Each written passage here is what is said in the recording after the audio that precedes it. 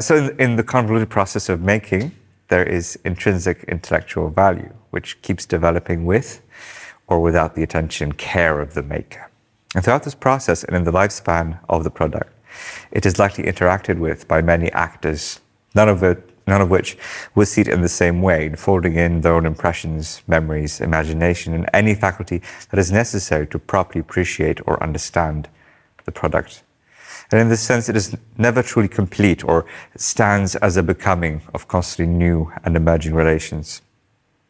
And the work of the architect is palpably, I would argue, a very good example of such, yielding in a product that is a becoming of constantly new and emerging relations, contrary to the regimented rules of global economy. The documents and drawings that are handed over to the design team from the architect are just a step in the production of social relations. And I would stipulate that at times these relations may not necessarily be physical in the normative sense. Nevertheless, I think that they shouldn't be discarded as irrelevant in the considerations that initiate the process of making that is dictated by the architectural conventions of drawing. And this talk will show why I thought this, and this is why I'm referring to Deleuze and Guattari, and their reference to Baruch Spinoza, Immanuel Kant, George Schreiber, and Robert G. And I think it is right to do so as Deleuze and Guattari expand on the ontology of the other to seek new ways, new ulterior ways of examining concepts. So the rules of exchange of capital usually demand a fully formed object or service, but the aim of architectural offices is often the consolidation of social practices and unity between one and the other in spatial terms. Obviously, after the building is built, something that the architect is rarely involved in. They just produce the first step in attaining these relations, the architectural drawings that they produce. And there's also a system of valuation or judgment at play, different for different professions, stressing in different ways the primacy of function. Saying this, however clear the function of the space is in the architect's imagination or in their drawings, it's always difficult to pre-envision the events in the space that is yet to be, but isn't yet. As such, one can assume that architecture should always comply with perhaps the easiest, perhaps even passive ways of acting out impulses, to act out desires in the suggested system of connecting spaces. And in this vein, the drawing should be made to facilitate these pre-envisioned passive synthesis, perhaps futile, but reasoned strategies to make sure that the architecture will be befitting to its valuation. And Deleuze and Guattari describe desire as the result of this passive synthesis, or rather, desire is this passive synthesis. And in their attempt to describe desire, they describe the essentialist ties that follow an overburdened signification of meaning and references to stale ideas, and develop a new network of knowledge set up specifically to target this idea of affectual tendencies or intensities, of possibilities of encounter that constantly emerge. At the same time, they suggest that the intensities in the field of affect should not be considered as ones that lead necessarily to an established social coherence. And this is because Deleuze and Guattari see desire as a revolution as much as it has no agenda. And in this way, it can cause acts against the rational interests of the system of organization or even the beholder of the desire. It refuses engineering or creating an image of the whole, as it is fragmented and can at times be erratic. And as such, it is difficult to pre-plan for, as it does not comply with any structuring of intensities which we may want it to subjugate it to.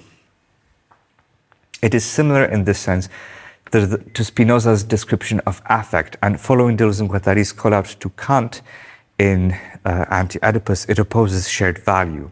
It is an impulse which causes action. And in the limitation of the interpretive method of that impulse lies the problematic structuring of our image of unity.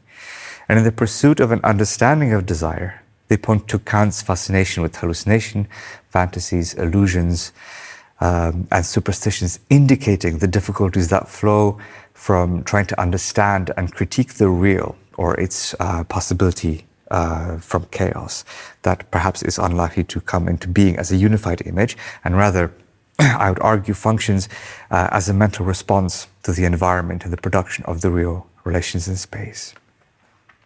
And while Kant, in Deleuze and Guattari's eyes, proposes the contextual capacities of reflecting, thinking, imagining, and feeling, in his debate about the natural versus the moral, he does stumble, suggesting several assumptions typical for Enlightenment.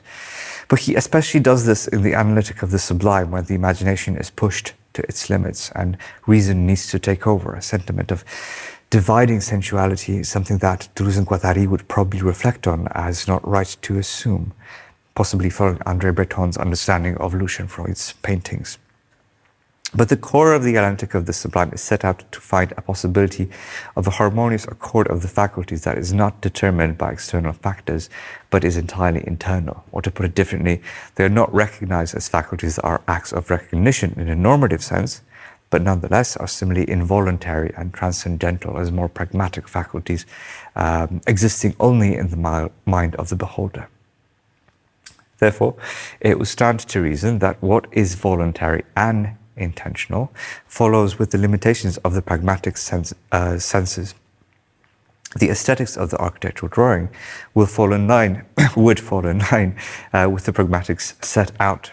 The architectural drawing being a product of a pre-envisioned desire and aiming to foster a desire which cannot be pre-envisioned, and resenting any hallucinations or superstitions which would be discarded as irrelevant. So the search for a new architecture capable of sustaining new, passive and creative ways of being is therefore limited to the faculties of the architect and commonly assumed, artificially assumed rather, pragmatics of perception, that perhaps which is valued versus what is not, that which is legal versus that which is not, creating these dualities. And this, in this explicitly problematic way, architecture is being convened. However, even as far as the outset of the 20th century, events became much less constrained by old habits. If one were to delve into Marshall Berman, who adopted Marxist sentiment to reach an uncomfortable conclusion that modernity came with an unease, a consequence of the new freedoms and socio-economical political changes brought with them that undermined established social roles. These changes triggered habits and modalities of behavior to morph, and a transgression of normative events from orderly and planned further degraded into a chaotic assemblage of individuals trying to find sense in a world where it became palpable that the old definitions of the self were more explicitly than before inadequate. And this placed, I think, new focus on the social significance of introspection and self-reflection.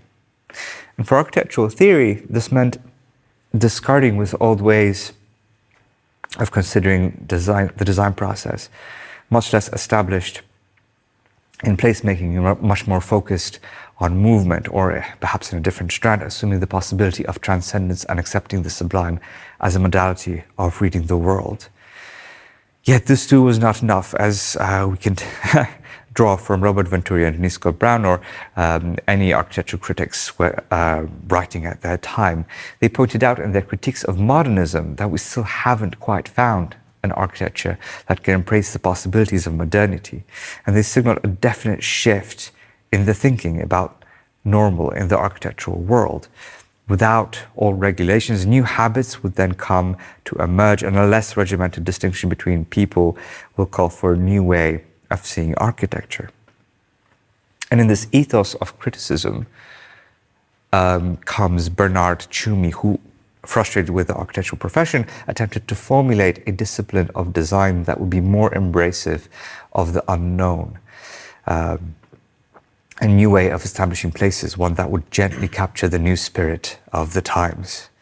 He proposed a paradigm of thinking about space which would loosen the rigidity of the architectural program, and came up with a formal deconstructivist methodology of design called transprogramming, where complementary programs come together. At the same time, the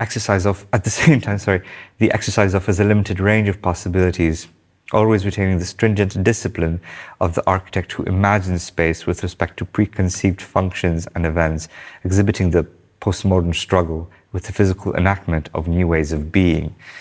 So rather than being a creative rearticulation of habitation, this method engaged the form finding into a kind of collage of parts that are still acceptable in the academic and economic discipline of architectural design, and still retain an assumption that all places need to yield in a specific output and a productive function to be appreciated by our pragmatic faculties. And in a similar way, Deleuze Guattari convened the narrative of Judge Daniel Paul Schreiber, a person who was suffering from schizophrenia,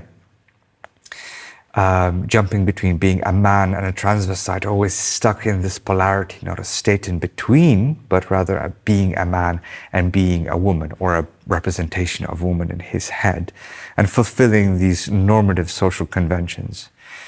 In doing so, Judge Schreiber is restricted from the free morphogenesis between the states, a true affect, a potential of possibilities that would maybe be passive and perhaps more natural or comfortable for them.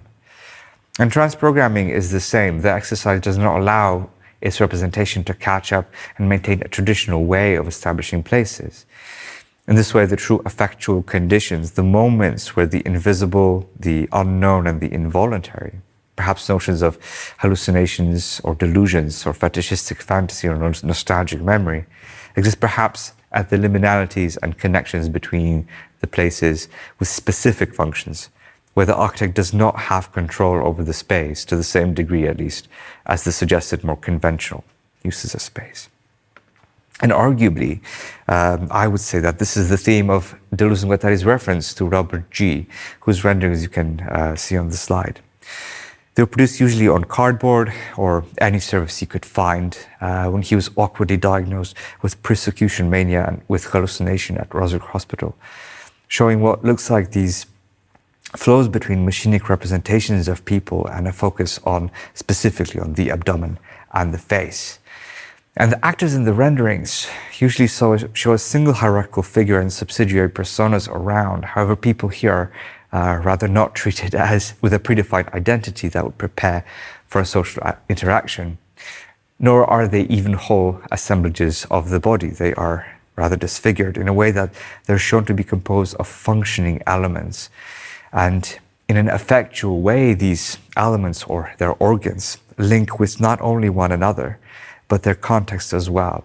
And at times, the links between these organs are metaphysical and float effortlessly, or at others, they flow like liquid and fill receptacles.